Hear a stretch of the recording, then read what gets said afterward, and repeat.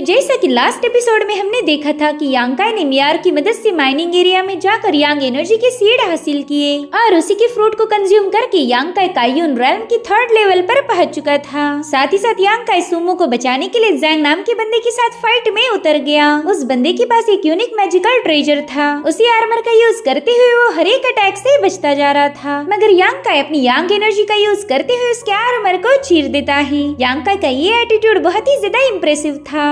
अब आगे तो इस एपिसोड की शुरुआत उसी सीन से होती है जहाँ पर यांकाई जैंग को घायल कर रहा था। जैंग भी उसके सामने हार मान जाता है, मगर फिर भी यांकाई उसे छोड़ने के लिए तैयार नहीं था। और उसी वक्त एक बंदे ने अरीना में जंप लगाते हुए सीधा यांकाई पर एक जोरदार पाम अटैक कर दिया, जिससे यांकाई काफी पीछे पुश हो गया था। यांकाई भी उस बंदे की फोर्स देखकर काफी ज्यादा चौंक गया। इधर वो बंदा जैंग से पूछ रहा था कि यंग मास्टर आप ठीक तो हो ना? जिस पर वो कहता है हाँ, तुमने सही वक्त पर आके मुझे बचा लिया, मगर तुम डिसिप्लिन हॉल के मेंबर हो तो तुम्हें हमारे सिख के कानून अच्छे से पता होंगे। तो अब मैं तुमसे एक सवाल पूछूंगा, अगर कोई डिसाइपल अपने फेलो डिसाइपल को खत्म करने की कोशिश करे तो उसे कौन सी पनिशमेंट दी जाती है? जिस पर शाओ कहता है कि वो तो सिनेरियो पर डिपेंड करता है। अगर कोई माइनर इंजुरीज हो तो हम उस डिसाइपल को लिंगशान पवेलियन से बाहर कर देते हैं, और अगर किसी ने अपने फेलो डिसाइपल को बुरी तरह से घायल किया हो तो उसका इमीडिएट एग्जीक्यूशन किया जाता है, ताकि सेक्ट के बाकी के डिसाइपल ऐसी गलती ना करे। तो जैंग तुरंत ही यांकाई पर इल्जाम लगाते हुए कहने लगा कि इस बंदे ने मुझे खत्म करने की कोशिश की है।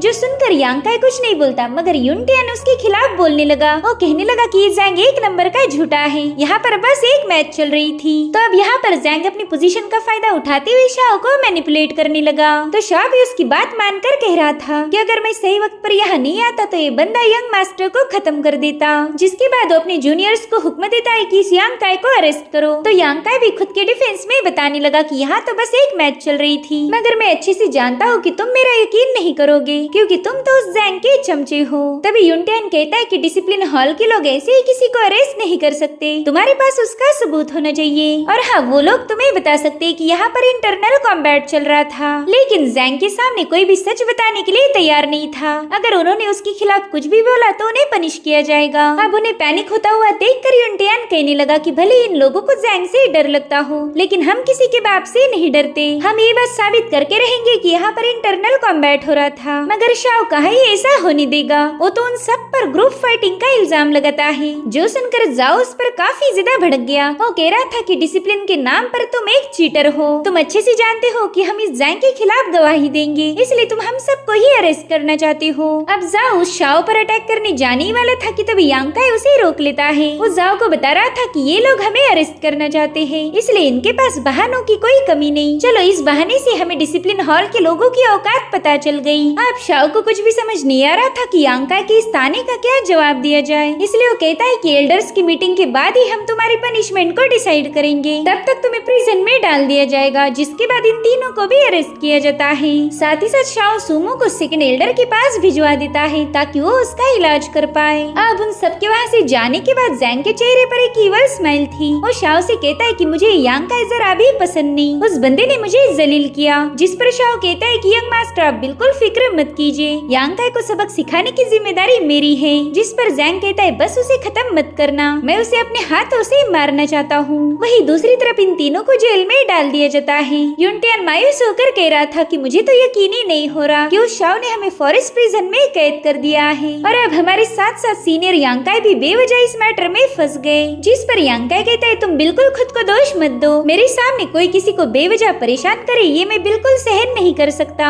जो सुनते ही युनटियान तुरंत ही उसके पास आ जाता है। वो कह रहा था सीनियर हमें तो लगा था कि आप हमसे नाराज हो जाओगे, खैर आप बिल्कुल टेंशन मत लो, मास्टर सुमो हील होते ही हमें बचाने के लिए आ जाएंगे। जिस पर यांकाई कहता है हाँ मैं जानता हूँ सुमो हमें अबैंडन नहीं करेगा, बस एक बात मुझे समझ नहीं आ रही कि ग्रैंड एल्डर और सेकंड एल्डर के दरमियान क्या दुश्मनी है। तो युनटियान बताने लगा कि उन दोनों की झगड़ों की वजह है हमारे सेक लीडर। जब से हमारे सेक लीडर के डायरेक्ट डिसाइपल्स का वो मैटर हुआ था, तब से सेक लीडर कभी पब्लिक में ज्यादा आता आते ही नहीं। वो ना ही किसी से मिलते हैं और ना ही किसी से बात करते हैं। तभी से उनकी सारी जिम्मेदारियां ग्रैंड एल्डर संभालते आए हैं और इसी के चलते वो खुद को सेक्ट लीडर समझने लगा। उसकी तानाशाही सुमो के ग्रैंडफादर से झेली नहीं गई, इसलिए उन्होंने उसके खिलाफ शिकायत कर दी। समय के साथ साथ उनके दरमियान की दुश्मनी भी बढ़ती गई। ये सब सुनने के बाद यांकाई सोचता है कि जहाँ के एल्डर्स ही अच्छे से नहीं रह सकते, वहाँ के डिसाइपल क्या ही रहेंगे। अगर इस मैटर को सुलझाना है तो एल्डर्स के झगड़ों को खत्म करना होगा। और तभी इन्हें पता चलता है कि वहाँ पर कोई आ रहा है। वही दूसरी तरफ हम एल्डर मेंग को देखते हैं, जो कि अपना पेट खुजाते हुए खर्राटे मार रहे थे। उसी वक्त शिया भागते हुए उनके पास आ गई। वो कह रही थी मास्टर गजब हो गया, जो सुनते एल्डर मेंग की नींद भाग गई। उससे पूछते कि बताओ जल्दी क्या हुआ, जिस पर शिया बताने लगे कि यांकाई ने सुमो को बचाने के लिए उस जैंग को घायल कर दिया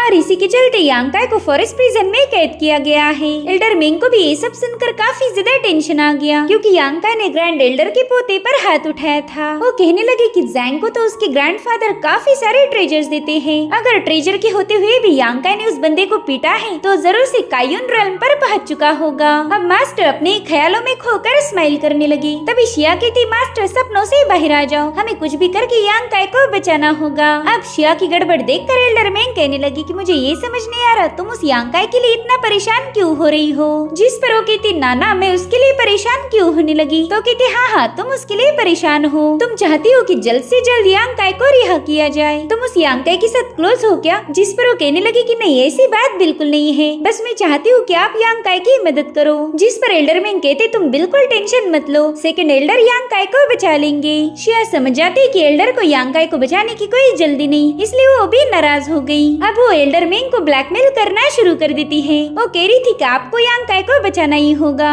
अगर आप मेरी बात नहीं मानोगे तो मैं भी 9 इन कन्वर्जेंस ग्राउंड पर नहीं जाऊंगी। जो सुनते एल्डर मेंग हैरान हो गए। वो कह रही थी बच्ची ये नौटंकी मेरे सामने नहीं चलेगी, तुम्हें वहाँ जाना ही होगा, वही तो तुम्हारा फ्यूचर है। जिस पर शिया जवाब देती है कि यांकाई को ऐसी हालत में छोड़कर मैं नहीं जा सकती। एल्डर मेंग कहते चाहे तुम ये बात मानो या ना मानो, मैं जानता हूँ तुम्हारे दिल में यांकाई के लिए फीलिंग्स हैं। हालांकि शिया ने इसके लिए क्लियरली मना कर दिया। वो कह रही थी कि यांकाई आगे चलकर मुझे कल्टीवेशन में मदद कर सकता है। उसी दिन मैंने देखा था कि उसने यांग एट्रीब्यूट टेक्निक पर महारत हासिल की है। अब ये सुनकर एल्डर मेंग को भी यांकाई में इंटरेस्ट आने लगा। वो कह रही थी कि अगर यांकाई सबसे प्योर यांग एनर्जी को कंट्रोल कर सकता है तो हमें उस बंदे को प्रोटेक्ट करना ही होगा। वही दूसरी तरफ एक डिसाइपल सुमो की सिस्टर से मिलने चला गया। वो उसे बताने लगा कि यंग मास्टर सुमो एक कॉम्बैट में बुरी तरह से घायल हो चुके हैं और उनके दोस्तों ने उनकी मदद की थी, इसलिए उन्हें भी प्रिजन में डाल दिया है। ये सुनते ही उस घर का दरवाजा वाइडली ओपन हो गया। उसमें से बहुत ही स्ट्रॉन्ग आइस ऑरा रिलीज हो रही थी और अब हम सुमो की सिस्टर को देख पाते हैं, जो कि अपने भाई और उसके दोस्तों को बचाने के लिए तुरंत ही वहाँ से रवाना हो गई। इधर फॉरेस्ट प्रिजन में 2 बंदे पहुँच जाते हैं। वो इन लोगों से पूछते कि बताओ तुम में से यांकाई कौन है। तो यांकाई तुरंत ही अपनी जगह से उठ गया। वो लोग कह रहे थे कि कोई तुमसे मिलना चाहता है, इसलिए तुम्हें हमारे साथ आना होगा। तो यांकाई उनकी बात मानकर वहाँ से जा ही रहा था कि तभी यूनटियान ने उसका हाथ पकड़ लिया। वो कहने लगा सीनियर प्लीज इनके साथ मत जाए, इनका कोई भरोसा नहीं किया जा सकता। मगर यांकाई अपना हाथ छुड़वा कर यूनटियान से कहने लगा कि तुम बिल्कुल परेशान मत हो, मैं देखना चाहता हूँ कि यहाँ मुझसे मिलने कौन आया है। अब वो उन लोगों को फॉलो करते हुए एक डार्क रूम में पहुँच गया। यांकाई समझ चुका था कि शायद ये लोग जैंग के लिए काम करते हैं और यहाँ ये मुझे मारने आए होंगे। अब इससे पहले कि वो लोग फाइट की शुरुआत कर पाए, यांकाई ने उन पर पहला अटैक किया था। उसने अपने एक ही पाम अटैक में उस बंदे को बुरी तरह से घायल कर दिया, जिसके बाद उन दोनों की धुलाई करना शुरू कर देता है। मीनवाइल उनमें से एक बंदा ऊपर लगे चट्टान पर यांकाई को पटकने वाला था, मगर वो समय रहते अपने पाँव से उस बंदे को उठाकर दूर पटक देता है।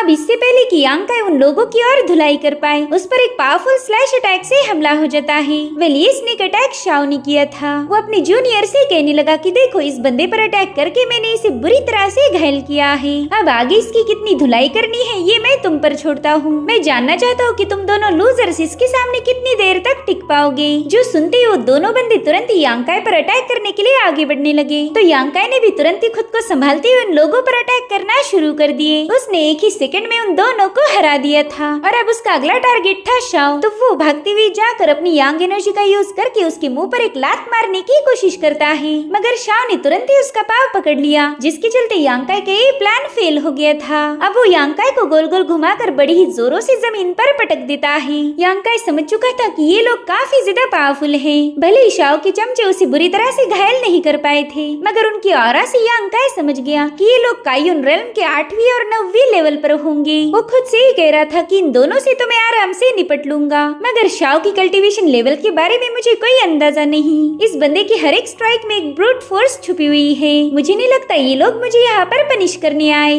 बल्कि ये तो मेरी कल्टीवेशन को और को डिस्ट्रॉय करना चाहते हैं। जिसके बाद वो एटीट्यूड शो करते हुए शाओ से कहने लगा कि तुम तो ज़ैंग के एक वफादार कुत्ते निकले, सिर्फ उस बंदे को खुश करने के लिए तुम मुझ पर हमला कर रहे हो। तो शाओ कहते हाँ, तुमने एकदम सही पहचाना। अगर तुम अपनी मुश्किलें और बढ़ाना नहीं चाहते तो इन बंदों के हाथों चुपचाप मार खाओ। जिस पर यांगकाई कहने लगा कि आज तक का मेरा रिकॉर्ड है, मैंने कभी किसी के सामने हार नहीं मानी। तो चलो देखते हैं तुम लोग मेरा क्या उखाड़ लोगे। और इसी के साथ एपिसोड यहीं पर एंड हो जाता है। Thank you so much for watching. Bye bye, take care.